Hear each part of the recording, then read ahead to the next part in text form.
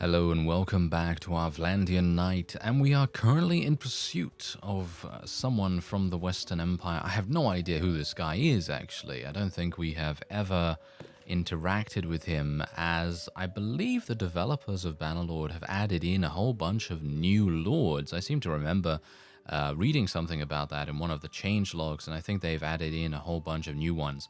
And so as a result, some of these are unfamiliar to me. And even though the clan leaders are definitely very familiar, some of the, shall we say, outer reaches of some of the clans are actually quite rare to see, and it's going to be kind of nice getting to know them over the course of our campaign against them, of course. Now, bear in mind that I believe the Western Empire are the only faction that is currently at war against Vlandia right now, which I think is pretty good. I think we don't have to worry too much. However, Sturgia and Vlandia's non-aggression pact has expired, and so as a result we may very well see some war happen quite soon. But I hope that that will not be the case, because even though, as I shift in my chair, even though things are a little bit uncomfortable fighting the Sturgians, especially for me, because generally I have a pretty bad time dealing with their mounted skirmishers. Their mounted skirmishers are very deadly to me for some reason. Don't know why, but they're always able to deal some pretty good damage to me every single time we engage them. Ah, it seems like the enemy is actually going into a circle formation. Okay, I guess that means I will be making my way over and trying to get into another kind of formation. Of course, if you take a look at the combat strength at the top of the screen, you can quite easily see that we have a pretty sizable advantage. However, we have proven in the past that combat strength is not the only thing you need to worry about. Obviously, you need to worry about strategy, tactics, and indeed formations as well, making sure that all of your formations are in the right positions. And I'm going to see if I can maybe do a little bit of interference here with my cavalry. So what we're going to do is we're just going to move around. Oh yeah, they're starting to attack. They're starting to attack with their archers. They're starting to turn towards me as I charge into them, of course. The AI is very good at that, of course. They really do know the exact timing for things, and that can be very dangerous, especially for someone that is charging right into them. I actually wonder whether that causes more damage if you're charging straight in to someone and they shoot at you with a projectile, whether your speed gets added.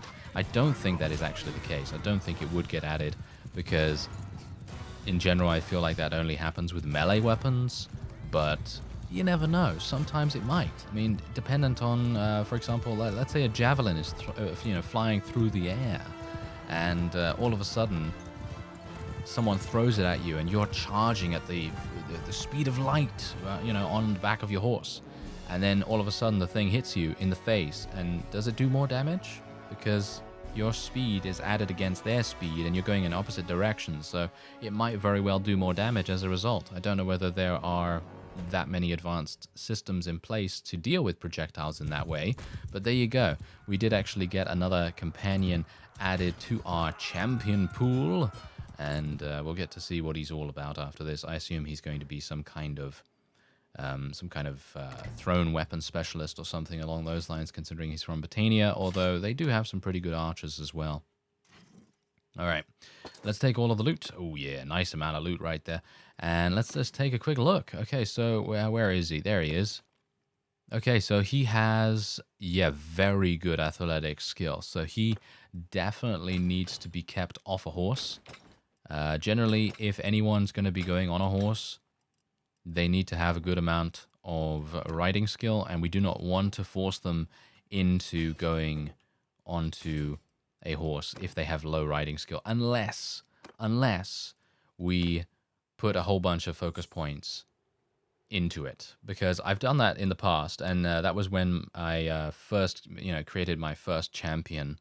And you can see here Thorgood. As you can see, Thorgood actually was much better with athletics, as you can quite clearly tell, but I gave him a horse and he leveled up his riding skill pretty quickly, so it's actually not that big a deal that I completely changed his archetype.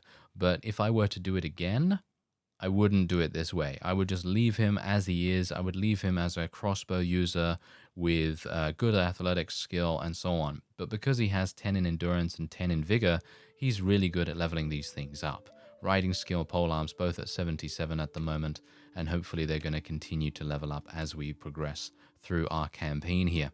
Now this is great. Plus 5% movement speed bonus for grassland. Going to be taking that, thank you. We also do have a focus point and an attribute point to spend. Now, what do we want to spend it in? Well, that's the thing. I am thinking at the moment that what I would like to do is either spec into leadership. I mean, we already have disciplinarian, so it might not even make any difference. I mean, these things right here are all very well and good, but we're probably going to be gathering those in the end anyway. Some of these are also decent as well. 20% less cohesion decay, 20% less influence needed to call parties to an army. That's all very well and good and everything, but it's nothing too exciting.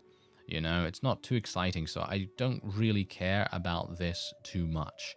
This can level up in a slow pace or a fast pace. At this point, I don't really mind. I just wanted to get disciplinarian, and also, you know, having a good amount of leadership is going to help with your party morale as it is. So what I'm actually thinking of doing is leveling up my engineering skill, because no doubt sometime soon we're probably going to be getting into sieges, and I don't think I have an engineer at the moment. I could technically make someone an engineer, and that's the cool thing about this distinguished service mod. Basically, what you can do is, if you want to, if you don't have the automated, you know, allocation of traits and skills for your companions enabled, then you could very well do that right now. You could basically just customize your character however you want. And so I could make this guy an engineer, but he only has 4 in... I mean, that's the thing. 4 in intelligence is actually not that bad, considering his other stats are all pretty, pretty widely spread out. But as you can see, he has 148 in athletics, 143 in throwing skill, 130 in two-handed. You can see here that he also has a wide variety of throwing axes by his side here. But personally, I don't think that this guy is a good option for an engineer. So I'm thinking that we're probably just going to wait and see with that. But I am going to be spending a little bit of points in engineering here, and I'm also going to be taking another point in vigor. I know people really enjoyed that. At least one person did, I think. Going for a little bit more in vigor there. I think we'll go for about 8 in every single attribute if we can, with the exception of control, of course. Control is basically pointless for me because I'm not going to be using ranged weapons at all. And what else does it actually do? It doesn't do anything else. So I'm pretty happy with just leaving that at the minimal base value of 2. So yeah, anyway, we're going to let that guy, the skirmisher fellow, get his own stuff ready, and we're also going to be going over to him and locking his mount, because we do not want him equipping a horse. This guy's really weird though. Look at this. He's got so many throwing axes, and he's just got a two-handed polearm. That's pretty crazy. Let's let everyone just equip things however they like. As you can see, a whole bunch of people actually took some stuff from the inventory pool, and I would actually like to be fighting this guy now as well. What does he have? It doesn't seem to have anything. Oh, look, he's actually chasing me. Are you serious? This is probably not a good idea for you, sir. I would highly doubt that it's a good idea. Yes, as you can see, he's now turning around. He has thought better of it. Yes, he has certainly thought better of it. I am happy to oblige the elimination, and I don't think he's actually the leader of his clan. No, of course he's not. Okay. So we've got a decent amount of cash. I think the only thing that I can really do now is call for an army, go in for a siege against a Western Empire fief, or just continue to hunt down vassals.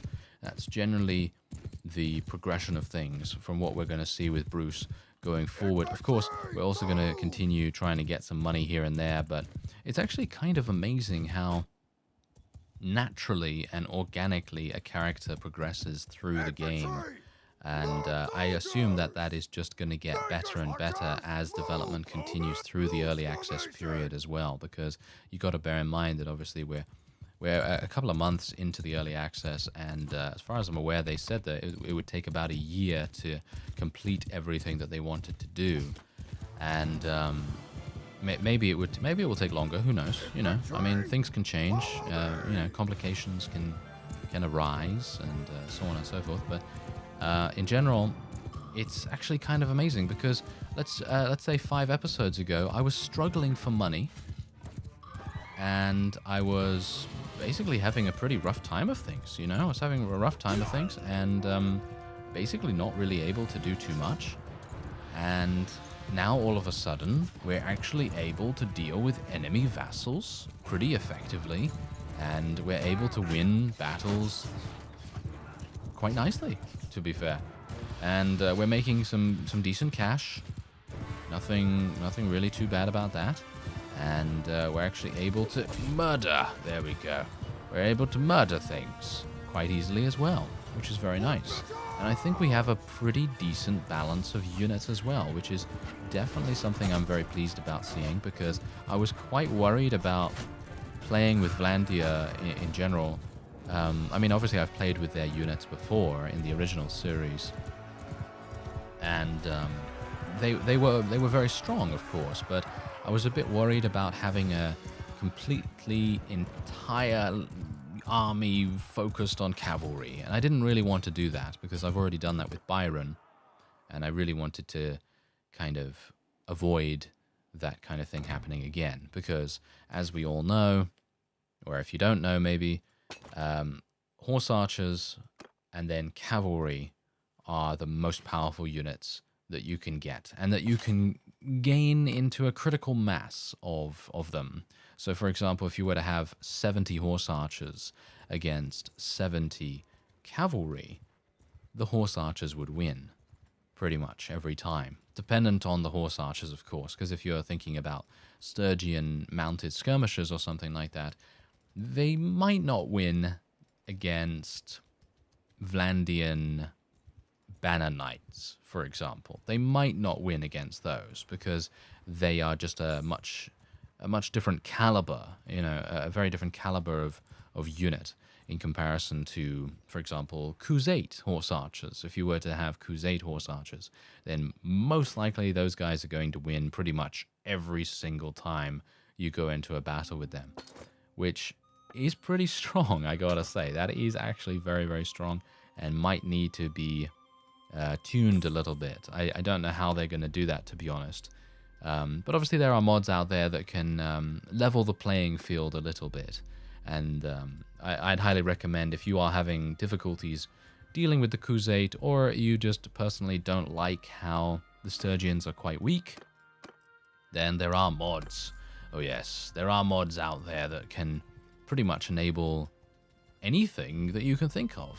And I know that there's, as far as I'm aware, there is a Stygian mod that actually makes Stygia better.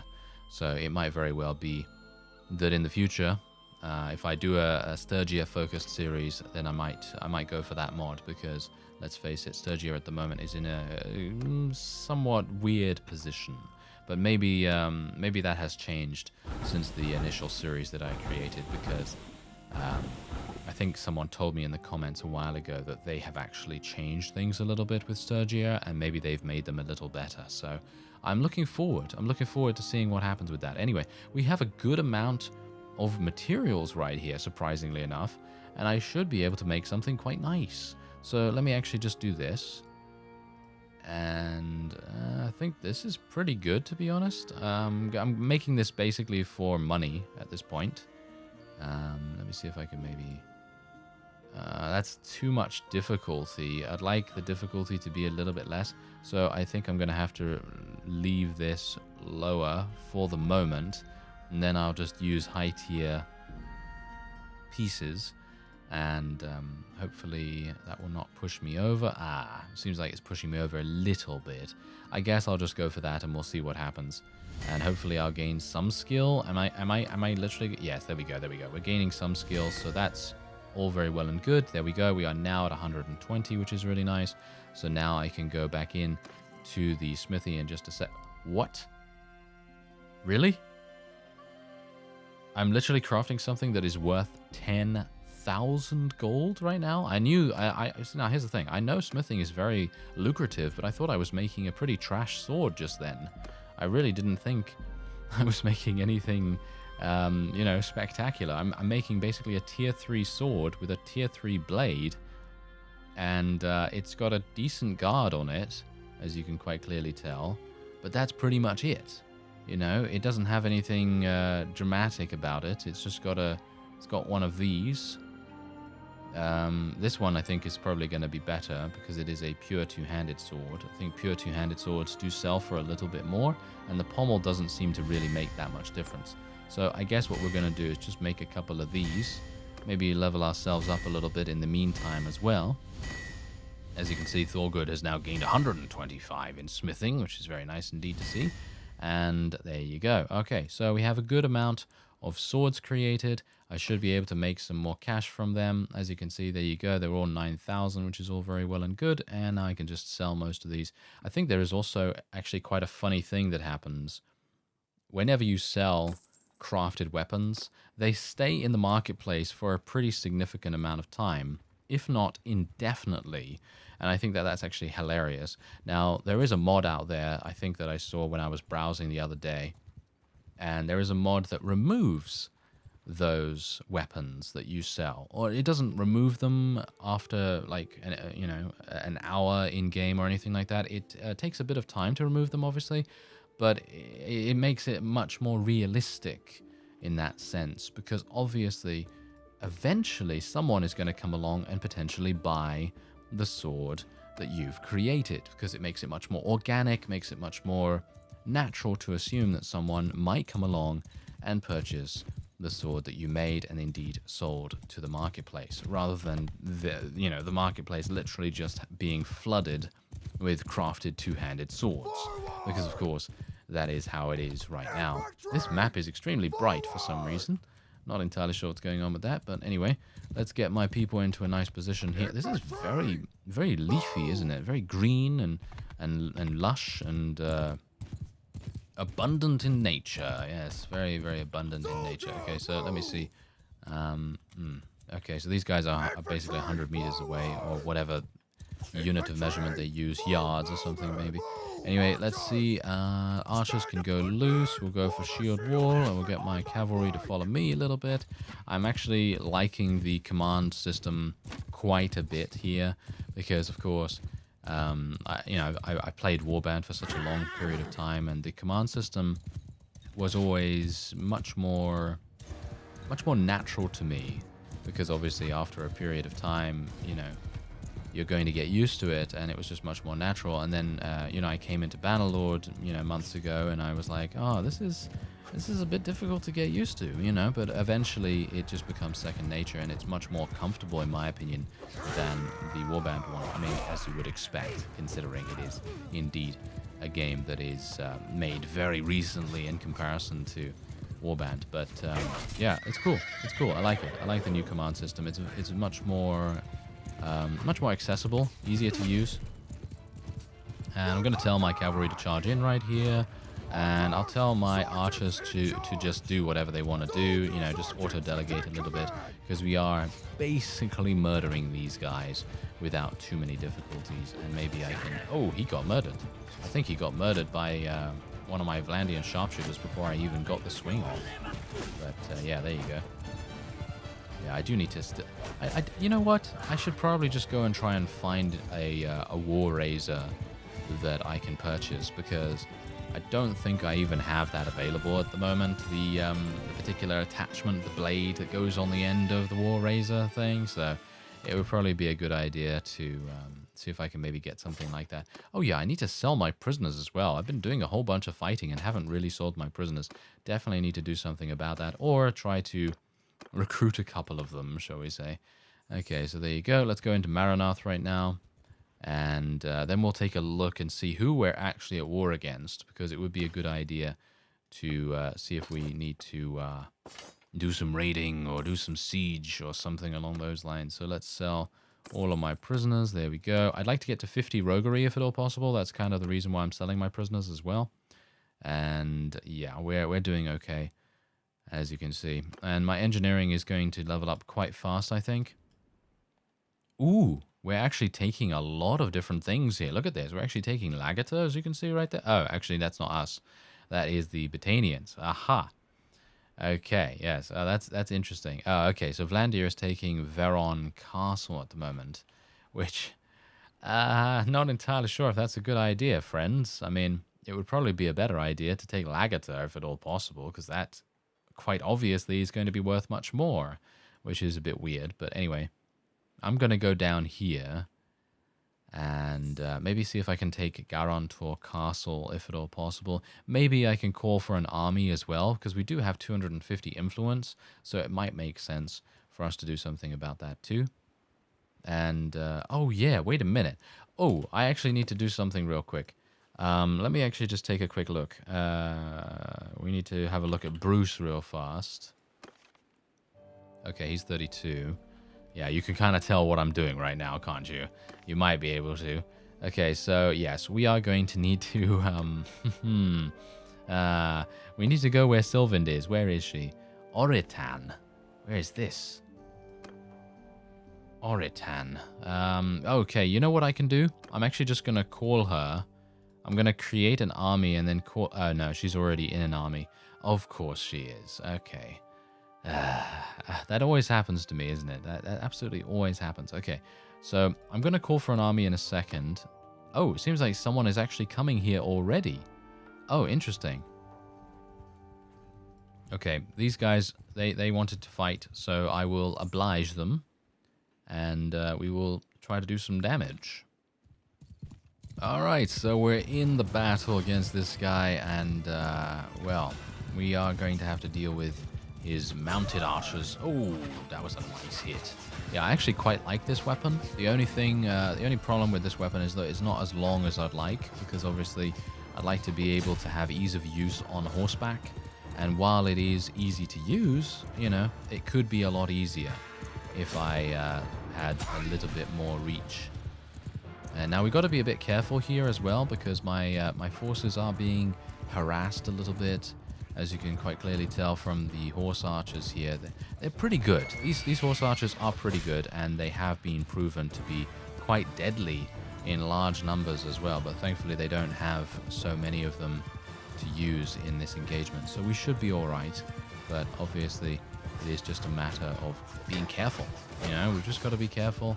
We've got to be actually quite careful, because they have a lot of Imperial Sergeant crossbowmen, and surprising amounts, in actual fact. So, in general, we've just got to kind of wait and see for our Vlandian sharpshooters to weaken up the opponent quite nicely. But you can quite clearly tell that they have a lot of archers themselves, so it's going to be a bit difficult.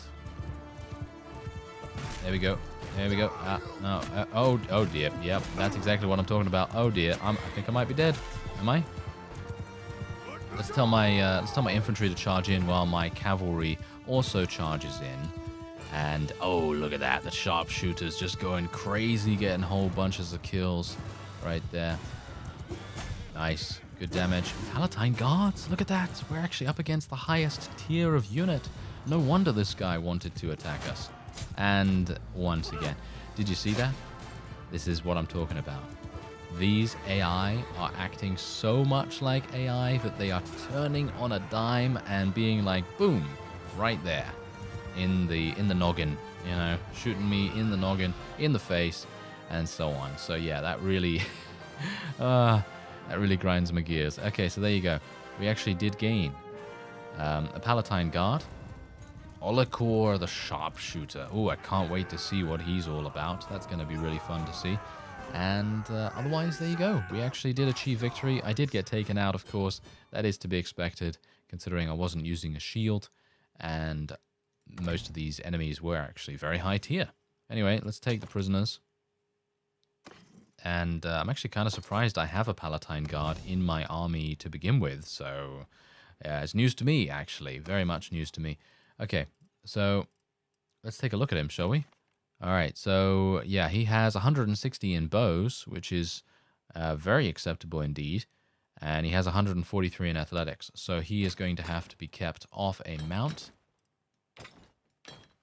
And otherwise, we can just level up all of these guys, and then we can move on. There we go. Okay, let's go into our inventory real fast. We just need to... Oh, look at that. We actually gained some new... a new cape.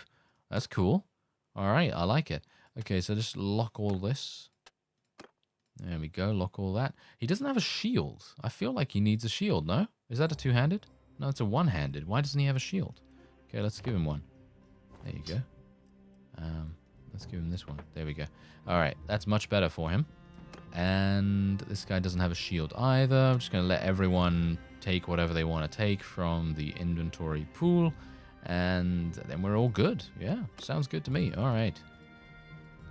Okay, so there is someone from the Aserai coming in. And, well, I'm very much hoping that they will not declare war on us. Oh, he's actually deciding to to besiege Carantor Castle. That's actually hilarious. Oh, wait a minute. Fenton is there. Hello, Mr. Fenton. You are indeed the person that I would like to speak to because he is the leader of the Brotherhood. It would be quite nice if we could maybe persuade him. I know that minor factions in the past have joined for free, but I think that the developers have changed how persuading minor factions works. As you can quite clearly tell, they have, as I'm no longer able to do it. There is just no option, even though he is indeed a part of the Western Empire at the moment. So, interesting change right there. Oh well, never mind. I guess we don't have to really worry about it too much at the moment. But yes, what I actually wanted to do was speak to Sylvind and actually get her into my army, so that we can actually start having children, because if I end up dying for some reason or another, and yeah, I do realize that I think I forgot to enable death at the very beginning of my character creation. So what I did was I just went into the campaign options. You can do it at any time, by the way, as far as I remember, because I did it a while ago, that I enabled death again, because I personally feel like enabling death is... well, obviously not in real life, but, you know, in the game, it is actually quite interesting to see what happens. So, yeah, that is now enabled again, so you don't have to worry about that. And I meant to tell you a long time ago, but I just kept forgetting. But now that, you know, we have a wife and Sylvind is potentially going to be joining our party and everything, it's going to be a nice little security for us, because you never know what's going to happen. I've never had any of my characters die yet, but it could be quite interesting to see what actually happens when that does inevitably occur, because sometimes you just don't know, you know? Sometimes a meteor is going to come out of the sky, it's going to have a 0.41% chance of hitting you, and then boom, everything's gone. Anyway, there you go, 15 renown, 10 influence, not too bad. I seem to be losing influence every day. Is that just me? Because I seem to not be able to accrue more than 200... Ah, there we go. We've got 308. We're actually getting 2 every single day, which is decent, but nothing amazing. So I think what I might like to do is go into the policy screen and try to enable some stuff, because something that can actually help us a little bit. For example, this has 100% support in the faction, but unfortunately, this is going to be pretty bad for me. It's actually going to help out Dirthart, and I don't really want that, if at all possible. Actually, let's have a look. Can I... Ooh, I can do it. I can usurp the throne. I don't know how this is going to work, to be honest, but I can do it. And you know what that means? Oh yeah, that means this episode's going to finish, and we're going to end on a cliffhanger, and hopefully you'll come back and see what is going to happen in the next episode, because I am extremely excited. I've never done this before, so it's going to be a lot of fun. Maybe it's not going to work out too well, but we'll see. I thank you very much for watching, and I'll see you next time.